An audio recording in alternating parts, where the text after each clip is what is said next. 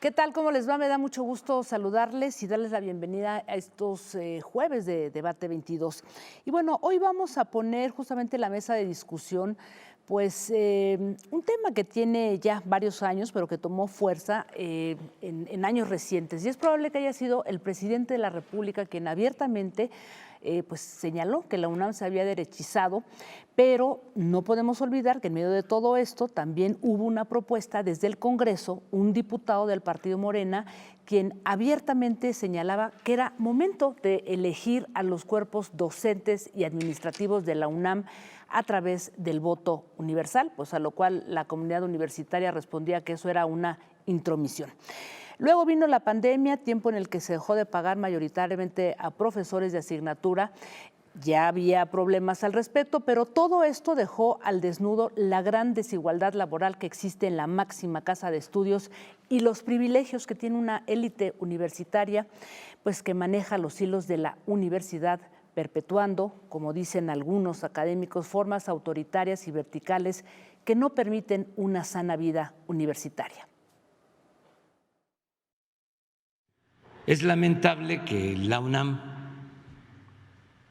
se haya derechizado.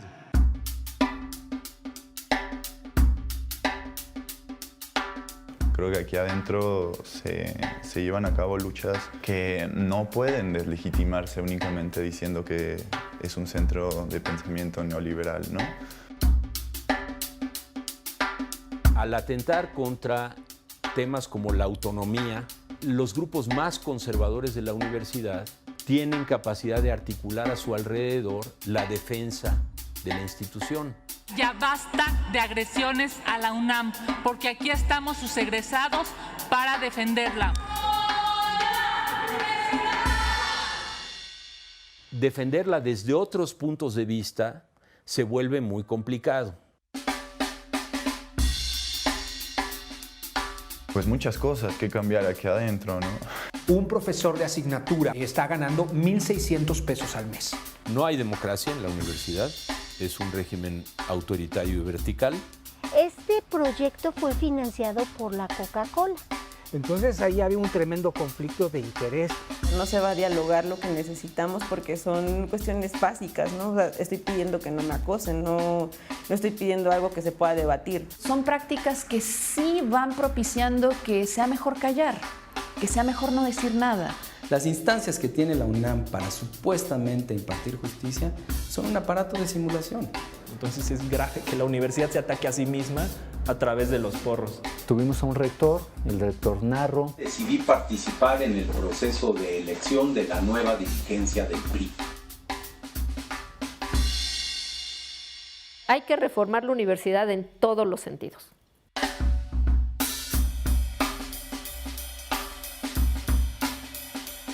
Pues me da muchísimo gusto recibir aquí en este estudio a dos destacadísimos profesores, investigadores de la UNAM. Imanol Ordórica, un placer tenerte aquí. Gracias, Jacaranda. Pues tú eres doctor en Ciencias Sociales y Educación y también eres investigador del Instituto de Investigaciones Económicas. Así es. Un placer, muchas gracias por estar aquí con nosotros. Gracias. Y César Pineda, también pues destacado profesor, también muy conocido ahí por tus hilos de tweets y por toda tu, pues por tu lucha, ¿no?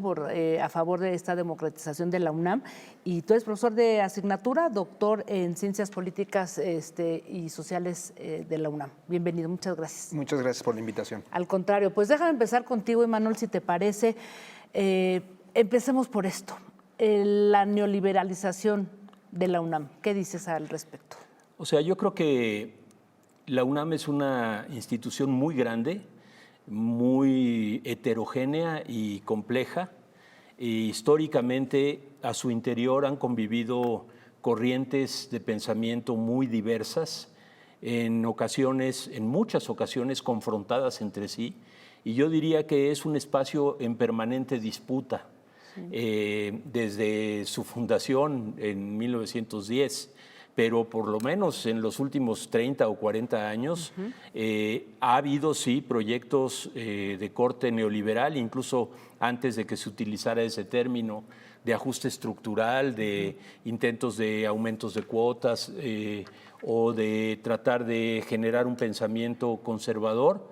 pero siempre ha habido al interior de la universidad movimientos totalmente contrarios, y no me refiero solo a movimientos políticos como pudo ser el CEU en 1986-87 o el CGH en 99-2000, sino la incorporación, por ejemplo, de los exilios progresistas de España, de América Latina, que han abierto en facultades como Ciencias Políticas tradiciones de pensamiento progresista muy fuertes. Entonces creo que la caracterización que hizo el presidente es una caracterización equivocada, que no llega a comprender la dimensión de la UNAM y su diversidad y los enormes contrastes que hay al interior. Esto no quiere decir que no haya problemas y que no haya una serie de temas que se han destacado durante muchas décadas, pero yo no diría que es posible hablar de que la universidad como tal se ha corrido a la derecha. Es más, creo que se puede afirmar lo contrario.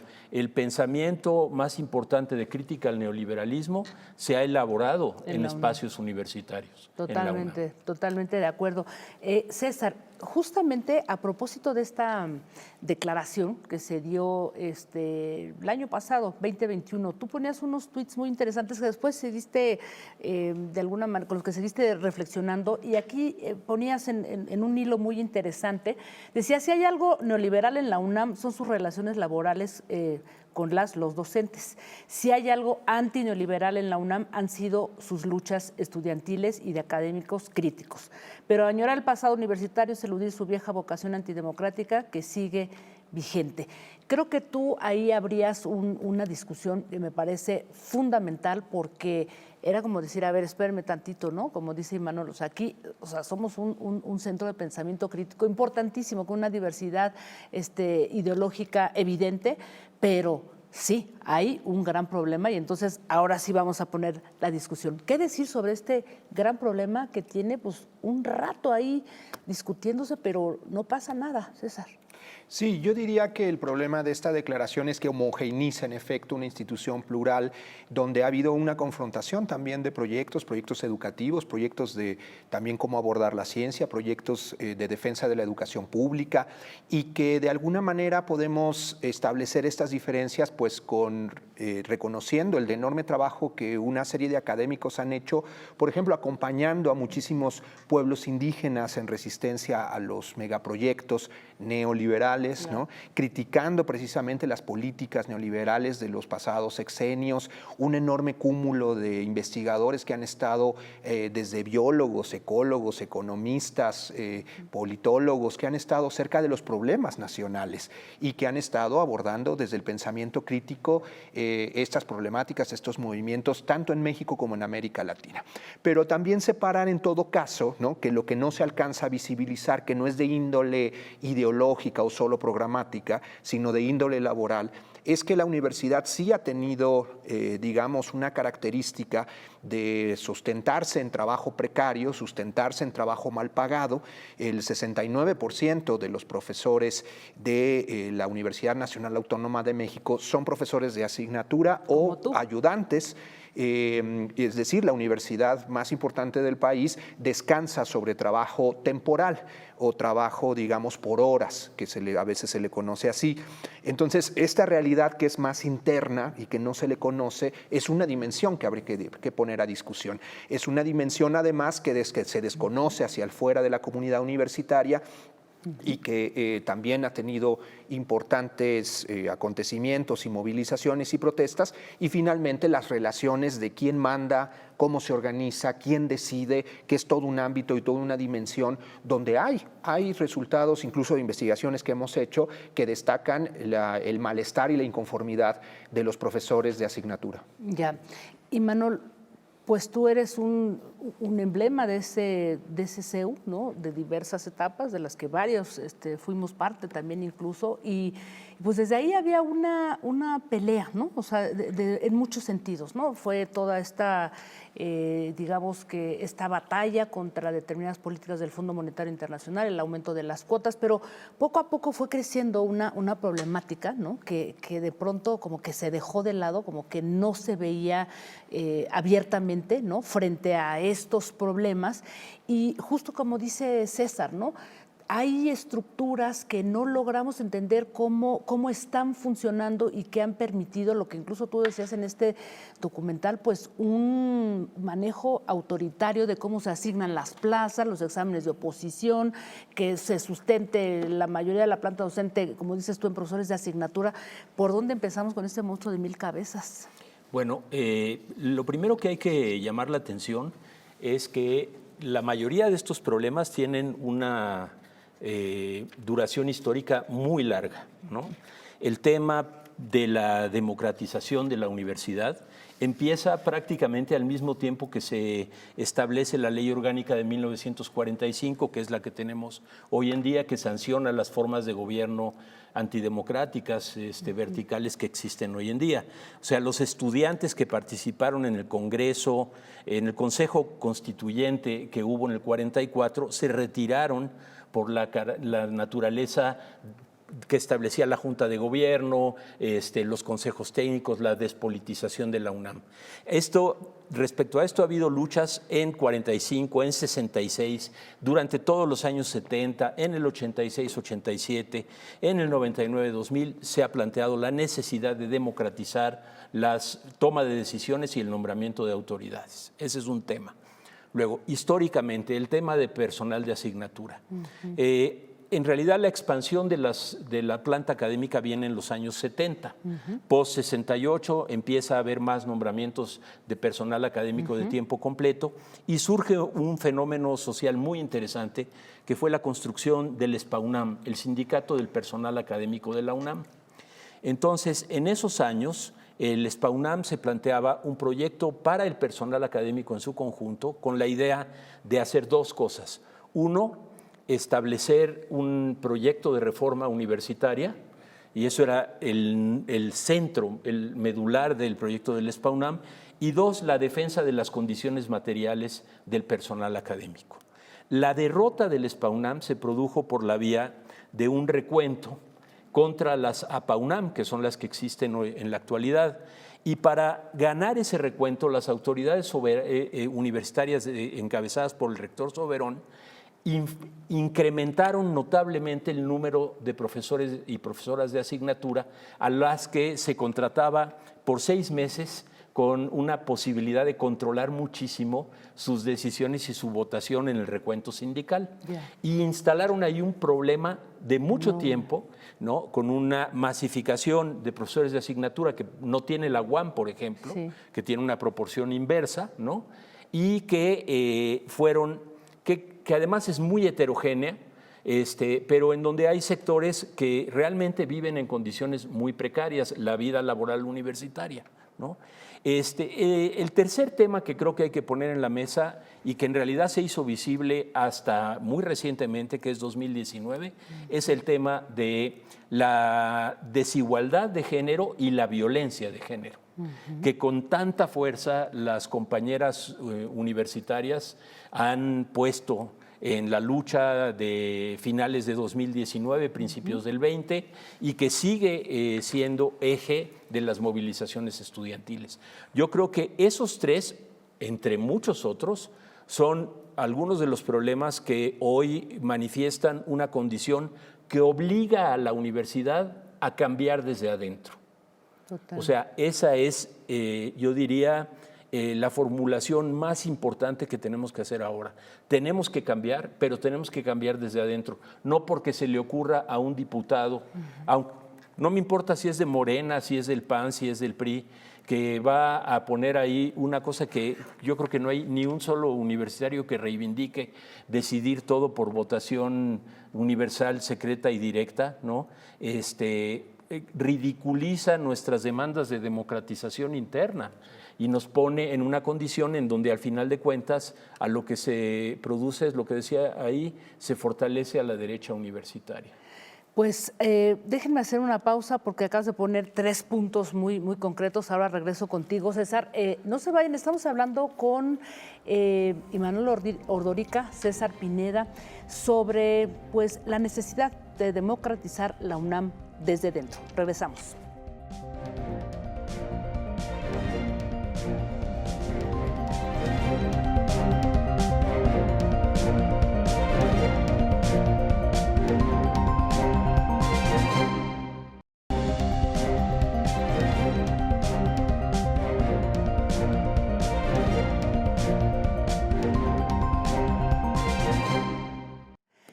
Regresamos aquí a Debate 22. Estamos discurriendo sobre la urgente necesidad de democratizar la UNAM.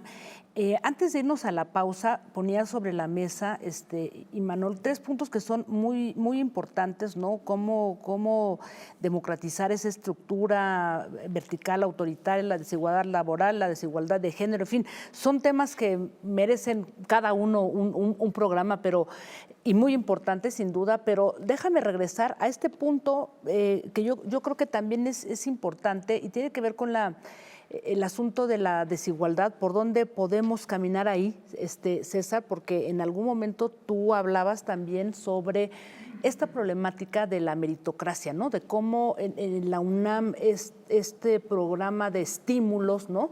De alguna manera ha generado tales disparidades que tienes profesores que yo me escandalizaba cuando leía ahí unos datos que tú subías, que hay profesores que pueden ganar hasta 200,000 pesos frente a un profesor de asignatura que gana 1,600, lo cual me parece tremendo y seguramente impactará a nivel de la academia, ¿no, César? Así es, debemos dimensionar efectivamente el grave problema que es estructural de la universidad, en efecto, que sostiene su planta docente con profesores de asignatura y ayudantes, que hay que decirlo, que es algo que no se alcanza a ver mucho. Hay muchos ayudantes, especialmente en ciertas entidades académicas y en ciertos subsistemas. En ese sentido, me parece muy importante efectivamente hablar de esa dimensión. Es decir, los profesores de tiempo completo pueden cuadruplicar el sueldo de un profesor de asignatura, que es el que gane más. Sí. Pero un funcionario puede tener entre 6 y 13 veces más sueldo que el profesor de asignatura de mejor sueldo. Entonces estamos hablando de una disparidad impresionante. Y el gasto que esto implica a nivel en conjunto de la universidad, el doctor Israel Solares decía que un grupo de 415 académicos concentran más presupuesto de la UNAM que 12,775 profesores. Entonces estamos hablando de una élite que tendencialmente es la que está tomando también las decisiones, porque esta no es, incluso así lo podemos ver en algunos estudios que hemos realizado, la inconformidad y el malestar entre los profesores de asignatura no es tanto con los profesores de tiempo completo, sino con la élite que está por encima tanto de los profesores de asignatura como de los de tiempo completo, que son, ¿Tienes esa estructura burocrática? Pues se le llama la élite dorada, la burocracia dorada de la universidad, que además de recibir, por supuesto, los ingresos que tienen legítimamente como académicos, reciben también ingresos como funcionarios de la universidad, que son de alguna manera estratosféricos. Entonces, por un lado tenemos esta estructura desigual, una estructura que además comparativamente, efectivamente, con otras universidades es totalmente distinta. Estamos hablando que aunque el promedio general de profesores de asignatura en la universidad ronda el 60%, el 58%, junto con los ayudantes llegaría al 69%, en algunas entidades, en algunas facultades, rebasa el 80%.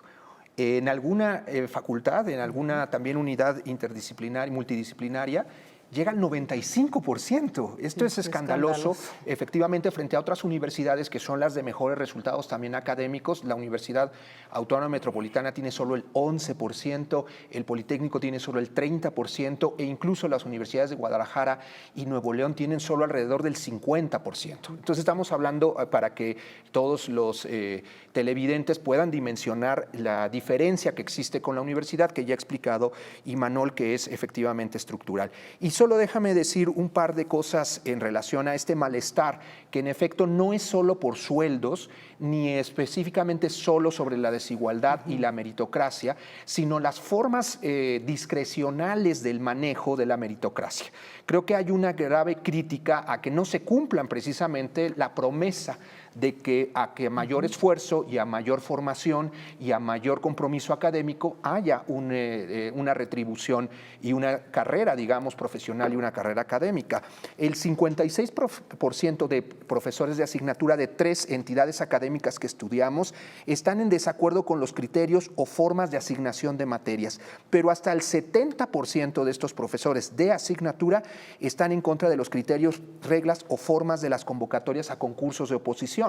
Es decir, estamos hablando de que hay un malestar más o menos generalizado en los profesores de asignatura en la gestión académica, en la toma de decisiones, en la forma en que no son incluidos los profesores en la toma de decisiones y el no saber ni estar dispuestos a transformar pues, problemas que también son estructurales, que no solo son un plan neoliberal, sino que también se han dado por las condiciones históricas de la universidad.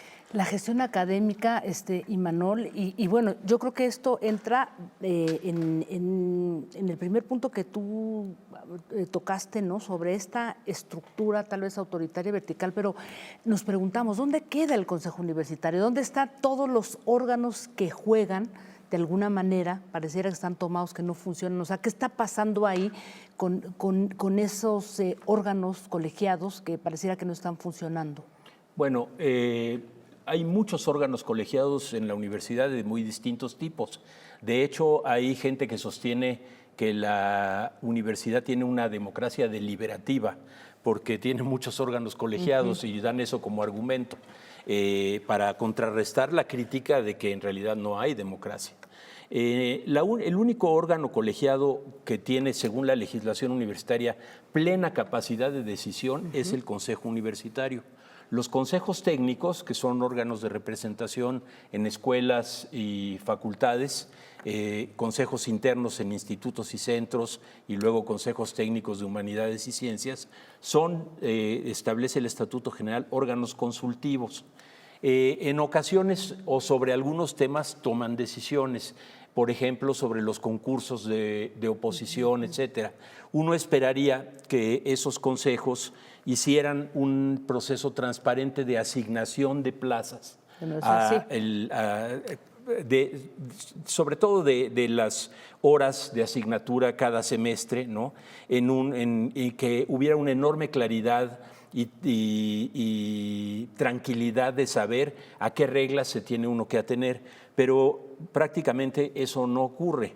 En ese caso, la universidad, en el personal de asignatura, es muy heterogénea y tiene que ser heterogénea naturalmente, uno esperaría, porque hay carreras como arquitectura o derecho o odontología en que sí es importante contar con profesores de asignatura que sean personas que ejercen la profesión fuera de la universidad, que construyen, que tratan, que operan, médicos o odontólogos o contadores, etcétera, y que vengan a vertir ese conocimiento que está practicado en el espacio profesional, lo vengan a traer a la universidad. Pero justificando que ese fuera el modelo del personal de asignatura, la UNAM parece hacer caso omiso de que hay un montón de académicas y académicos de asignatura que en realidad están funcionando como sucedáneos de personal de tiempo completo, ¿no? Con más o menos horas que sumadas van cumpliendo una función fundamental para la universidad.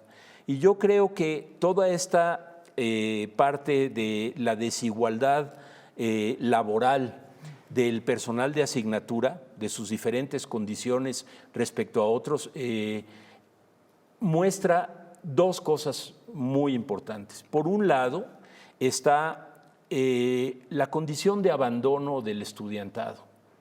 O sea, se ha puesto la prioridad en la universidad como espacio productor y generador de conocimientos, en donde la UNAM es muy potente y exitosa. Y se ha ido abandonando la centralidad de la docencia y de la formación de profesionistas y en las distintas disciplinas. Eso ha sido muy grave, lo sufren los estudiantes. Es también una consecuencia de la caída muy grande desde el sexenio de Peña Nieto para acá del presupuesto por estudiante, se refleja en la incapacidad de contratar a más personal académico de tiempo completo, entre otras cosas. Y hay condiciones de deterioro en infraestructura, etcétera, ¿no? Por el otro lado, hay una cosa de una remuneración y privilegios o prebendas inadecuadas para la administración universitaria de nivel medio para arriba, ¿no? Porque también hay gente que hace administración universitaria y son coordinadores de carrera y eso, pero no nos referimos a esos. Pero yo soy funcionario, lo vivo, lo veo, de alguna manera lo disfruto, una condición muy diferente para ponerlo y despersonalizarlo, 3% aproximadamente del presupuesto total de la UNAM está destinado a remuneraciones de funcionarios académicos de alto nivel. Es una proporción muy alta. Yo no creo que se deba eliminar toda, ¿no? Sí es importante, o sea, yo sí creo que alguien que es rector, pues tiene que tener un salario importante, ¿no? No es la misma responsabilidad que ser solamente estar dedicado a la docencia y la investigación, pero el problema es cuando esa remuneración se vuelve muy excesiva y está acompañada de otros temas como celulares, gastos, automóviles, choferes, cosas así que generan irritación en una comunidad universitaria que no tiene a su alcance recursos, no solo para salarios y para la continuidad salarial, sino también para infraestructura en los salones de clase, y eso se siente, se nota, los baños de los SHs, de las preparatorias, que los edificios están muy deteriorados.